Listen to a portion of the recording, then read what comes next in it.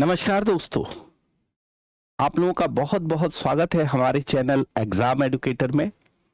हमारा news analysis programme प्रतिदिन सुबह 6 बजे होता है। आप लोगों को अगर हमारी ये खबरें बहुत अच्छी लग रही हों और आपके एग्जाम के लिए अगर ये खबरें उपयोगी हों तो आप हमारे चैनल को सब्सक्राइब कर लीजिएगा और लाइक भी करिएगा। हम प्रतिदिन सुबह 6 बजे जो मुख्य मुख्य खबरें होती हैं न्यूज़पेपर की, उनको लेकर आते हैं।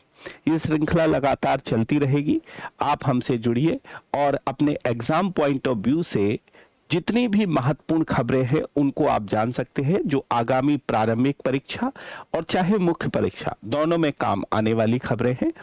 तो आज की हमारी जो सबसे पहली खबर है, आप देख रहे होंगे, make in India to focus on 27 sectors. ये खबर जो है द हिंदू न्यूज़पेपर की खबर है और हिंदू न्यूज़पेपर की खबर है जिसमें ये कहा गया है कि मेक इन इंडिया कार्यक्रम को सेकंड फेज के लिए स्टार्ट किया गया है। कौन से फेज के लिए? सेकंड फेज के लिए स्टार्ट किया गया है मेक इन इंडिया कार्यक्रम को, और इसके अंतर्गत 27 सेक्टर्स जो हैं उन पर ध्यान दिया जाएगा। ये बात यहां पर लिखी हुई है।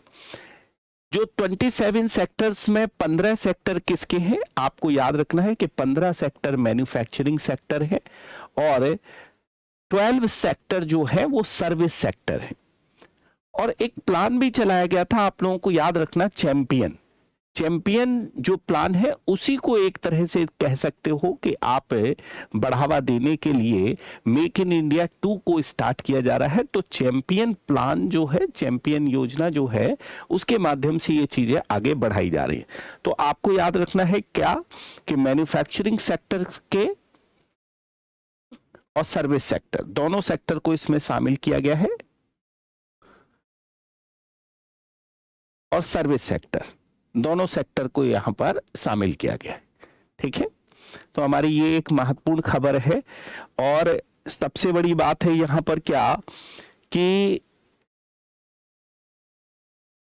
यूएसए के साथ हो चाहे अदर देशों के साथ है, वो आपके मिलकर काम करने की बात भी इसके अंतर्गत बताई गई है इस न्यूज़पेपर में। ठीक है, तो याद रखेंगे ये मींस का क्वेश्चंस भी बन सकता है, और मींस का क्वेश्चंस भी बन सकता है मेक इन इंडिया 2 के अंतर्गत यहां। ठीक है, तो मींस का क्वेश्चंस भी बन सकता है, इसको ध्यान में रखकर इसको आप लोगों को पढ़ना है। ठीक है,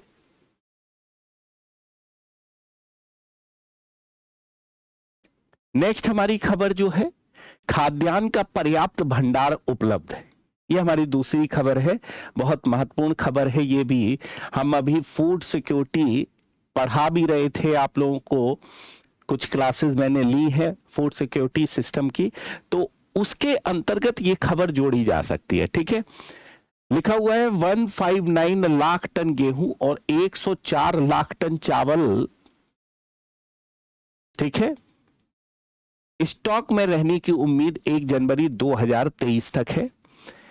लिखा हुआ है 138 लाख टन गेहूं और 76 लाख टन चावल रखने की जरूरत होगी मानक अनुसार 1 जनवरी को।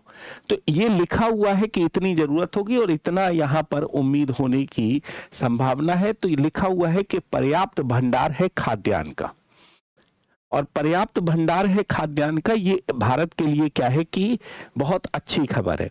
एक और खबर लिखी हुई है, गेहूं का एमएसपी 100 रुपए बढ़ाया। केंद्र सरकार ने इस वर्ष गेहूं की फसल का एमएसपी 100 रुपए बढ़ाकर 2125 रुपए, कितना किया गया है? 2125 रुपए प्रति कुंटल कर दिया है। जो पिछले साल रबी विपणन सीजन 2015 रुपए प्रति कुंटल था, ये भी इसमें दिया हुआ है यहां। ठीक है, एक और यहां पर याद रखेंगे क्या, ठीक है,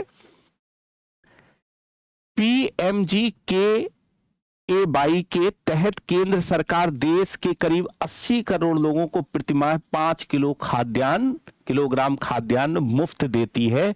इसको भी याद रखना है। ठीक है, कितना खाद्यान्न मुफ्त देने का कार्य करती है?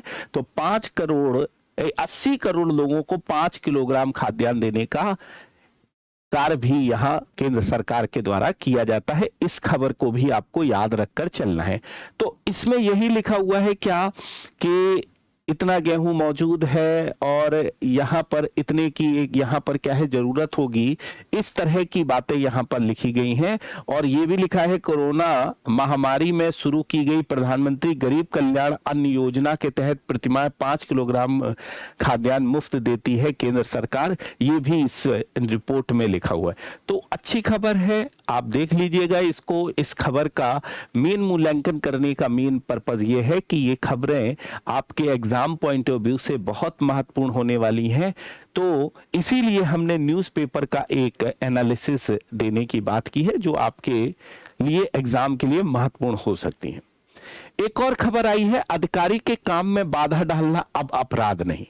एक्चुअली में आजकल मुद्दा चल रहा है जीएसटी का, और जीएसटी का मुद्दा चल रहा है। तो जीएसटी के जो अधिकारी पहुंचते हैं उनसे भी पूछताछ होती है, उनको एक तरह से कार्यवाही करने के लिए मना किया जाता है, जबरदस्ती वो लोग क्या है डराने धमकाने का काम करते हैं। तो दोनों तरफ से इस तरह की बातें आ रही थी कि अधिकारी ये कहता था कि हमारे काम में बाधा डाल रहे।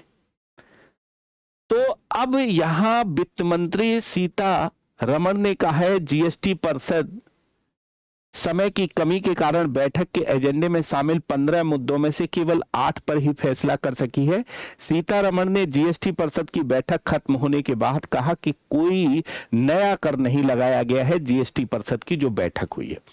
अब दूसरा यहां पर जीएसटी परिषद ने नियमों के अनुपालन में की जा रही कुछ गड़बड़ियों को अपराध की श्रेणी से बाहर रखने पर शनिवार को सहमति जताई। परिषद ने जीएसटी के तहत 3 तरह की गड़बड़ियों को अपराध की श्रेणी से बाहर करने का फैसला किया है। इसमें किसी भी अधिकारी के काम में बाधा डालना, याद रखेंगे किसी भी अधिकारी के काम में बाधा डालना, सबूतों के साथ जानबूझकर छेड़खान और जानकारी देने में विफल रहना शामिल है। ठीक है, सबूतों के साथ जानबूझकर छेड़छाड़ और जानकारी देने में विफल रहना शामिल है। तो 3 चीजों पर यहां कहा गया है क्या कि अपराध की श्रेणी में वो नहीं होंगे। आपूर्ति के बिना चालान जारी करने के अपराध को छोड़कर, आपूर्ति के बिना चालान जारी करने के अपराध को छोड़कर अन्य मामलों में जीएसटी के तहत अभियोजन शुरू करने के लिए कर राशि की न्यूनतम सीमा 1 करोड़ रुपए से बढ़ाकर 2 करोड़ रुपए कर दी गई है। इसके साथ ही कंपाउंडिंग राशि को भी घटाकर 25 से 100% कर दिया गया है। याद रखकर आप लोगों को चलना है दोस्तों, ठीक है। तो एक ये खबर आई है क्या कि अधिकारी के काम में बाधा डालना अब अपराध नहीं होगा। जिस तरह से काम बाद में अपराधी के कार्य में बाधा डाली जाती थी तो वो अपराध की श्रेणी में था। अब जीएसटी के मामले में जो बैठक हुई है उसमें ये साफ कह दिया गया है कि अपराधी के काम में बाधा डालना अब अपराध नहीं होगा। इस तरह की बात इसके अंतर्गत कही गई है, ठीक है। नेक्स्ट देख लेते हैं, एक और खबर हमारी जो बहुत महत्वपूर्ण आई है। खेल मंत्री अनुराग ठाकुर ने किया ट्रॉफी का अनावरण। कौन सी ट्रॉफी का? तो आपको याद रखने, नई दिल्ली में पत्रिका की न्यूज है, राजस्थान पत्रिका की। केंद्रीय खेल मंत्री अनुराग ठाकुर ने शुक्रवार को पुरुष हॉकी विश्व कप 2023, कौन सा? पुरुष हॉकी विश्व कप 2023 की ट्रॉफी का अनावरण किया है। भारत चौथी बार विश्व कप ट्रॉफी की मेजबानी कर रहा है। यह टूर्नामेंट भुवनेश्वर और राउरकेला में 13 से 29 जनवरी तक खेला जाएगा।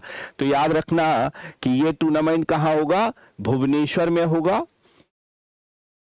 और भुवनेश्वर के अलावा यह टूर्नामेंट कहां होगा? राउरकेला में होगा, ठीक है। राउरकेला में होगा और भुवनेश्वर में होगा। तो ये याद रखना है कि खेल मंत्री ने क्या किया है? पुरुष हॉकी विश्व कप 2023 की ट्रॉफी का अनावरण किया है। कहां होगा ये? भुवनेश्वर में और राउरकेला। चौथी बार भारत मेजबानी कर रहा है। तो ये खबर भी आपकी पीटी और पॉइंट ऑफ व्यू से बहुत महत्वपूर्ण खबर के रूप में जानी जाएगी, ठीक है। एक और खबर आ गई है और ये खबर भी बहुत महत्वपूर्ण खबर है। पहली बार net zero transatlantic flight 2023 में भरेगी उड़ान। ठीक है, क्या है ये? जलवायु परिवर्तन से निपटने के लिए दुनिया भर में कई प्रयास हो रहे हैं।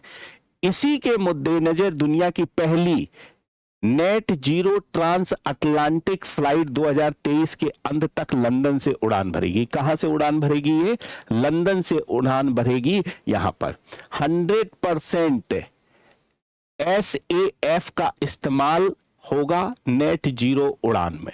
ठीक है, फ्लाइट का संचालन ब्रिटिश एयरलाइंस वर्जिन अटलांटिक की ओर से किया जाएगा। रॉल्स रॉयल ट्रेंट 1000 इंजन वाला बोइंग 787 जेट लंदन के हीथ्रो से न्यूयॉर्क के जॉन ऑफ कैनेडी एयरपोर्ट के लिए उड़ान भरेगा। विमान में केरोसिन के बजाय स्थायी विमानन ईंधन, ठीक है, का इस्तेमाल किया जाएगा जो 70% तक कार्बन उत्सर्जन को कम करता है। ठीक है, तो एक ऐसा यहां ईंधन के साथ ये उड़ान भरेगा और उस ईंधन का नाम है SAF। क्या है? स्थायी विमानन ईंधन के नाम से इसे जाना जाता है। और ये जो होगा वो वास्तव में क्या होगा कि उड़ान भरने का कार्य करेगा। किसका कार्य करेगा? उड़ान भरने का ये कार्य करेगा ये। ठीक है, जिससे क्या होगा? 70% तक कार्बन का उत्सर्जन कम होगा। 70% तक कार्बन का उत्सर्जन कम होगा। तो ये पहली net zero transatlantic flight 2023 में भरेगी उड़ान। और ये कहां से भरेगी? आपको लंदन के हीथ्रो से न्यूयॉर्क के जॉन ऑफ कैनेडी एयरपोर्ट के लिए ये उड़ान भरी जाएगी। आपको ये खबर भी यहां याद रखनी है बहुत अच्छी तरीके से। 70% यहां पर क्या होगा? कार्बन का उत्सर्जन ये कम करेगा यहां। ठीक है, तो इस तरह की बात यहां पर लिखी है। अवशिष्ट तेलों और बसा से तैयार किया गया है ये ईंधन। अवशिष्ट तेलों और बसा से ये ईंधन तैयार किया गया है। इस तरह से ये चीजें लिखी गई हैं। ठीक है, उड़ान के लिए वर्जिन अटलांटिक ने ब्रिटिश सरकार की प्रतियोगिता जीतकर 1 मिलियन पाउंड की धनराशि प्राप्त की है। ठीक है, SAF का निर्माण मुख्य रूप से अवशिष्ट तेलों और बसा से किया जाएगा। हजारों किलोमीटर लंबी इस उड़ान के लिए इंपीरियल कॉलेज लंदन के शोधकर्ता वर्जिन अटलांटिक के साथ मिलकर काम करेंगे।